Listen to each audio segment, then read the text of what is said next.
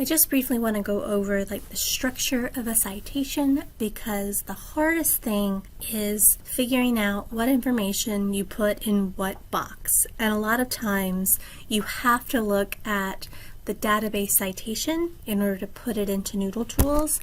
And we tell you don't trust the database citation because it's probably wrong, but oftentimes the information you're looking for might be in their citation. So if we look at an example citation, and this is about a work of literature, but it works the same way for all MLA sources. I tried to pick a source that had multiple things, such as an editor, a volume number, but every source is different because sometimes you don't have this information. So always remember, if you don't have it, don't put it in, but you should look for this information. Here we have the author of the article. Then you have the title of the article. Notice it's in quotation marks. That's how it ultimately ends up appearing in an MLA citation. But part of this article title is italicized because that particular part of the title is a longer work of fiction. After that, you have your anthology. Notice it's italicized. And I'm mentioning this because besides the title within the title, which is something I have a separate tutorial for, and I will link that in the description in case that is something of interest to you. But you don't have to put these quotation marks. You don't have to do the italicizing. That's what Noodletools is doing for you. You just have to answer the questions about what is the title of the article, what is the title of the anthology. You have an editor for the anthology. If you don't have an editor, don't put one. You have a volume number. Never put a volume title. You have a publisher of the anthology. Notice Gale can be a publisher of an anthology. Gale on its own will never be a database name. You have a year of publication for the anthology. And then you have the database where you found the article, followed by the URL for the article in that database. You have the last day you accessed the article and looked at it online, because sometimes things change. And this particular source had some original publication information, so it was a reprint. So this has the title of the book, the article originally was published in, the publisher of the book, the year the original book was published, and then you have the pages of the article in the original book. So all of this, from what is indented, to the spacing, to what is italicized versus not italicized, what is in quotation marks, where periods are and commas are, all of that is something that's part of MLA formatting.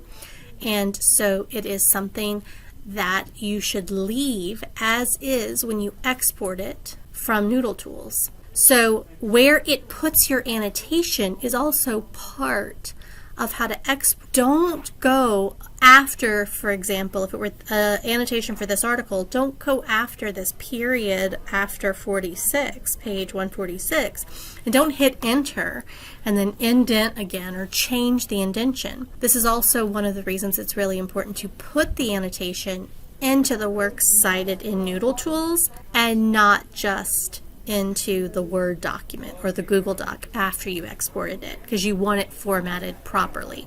The two questions that you'll always have to answer up front when creating a citation is, where did you find the article? So in this case, you found it in a database. You'll eventually have to say what database, Gale Literature Resource Center. But when you start the citation, where did you find it? You found it in a database. Or maybe you found it in a physical book, then you would choose it print. And then to determine what type of source it was, you're looking for the source. In this case, it's an anthology. If you're not sure, you can click on the name of the source in the database to get some information. You can ask the librarians for some assistance. But so the two questions you have to ask yourself, where did you find it and what kind of source is it? You're never going to have an option like it's an article. They're all articles, usually, if they're not the entire book you're citing. Couple of things I noticed in terms of citations that were recently made for a project. Notice in this title page, this is just a chunk of a title page, you have John A. Garrity and Mark C. Carnes. The The letters are the author's middle name, so that has to go in the middle name section of the citation. A suffix, if you have a suffix, that's going to be a junior, a senior, a third, John A. Garrity the fourth, for example. It would not be a PhD, that's just the degree.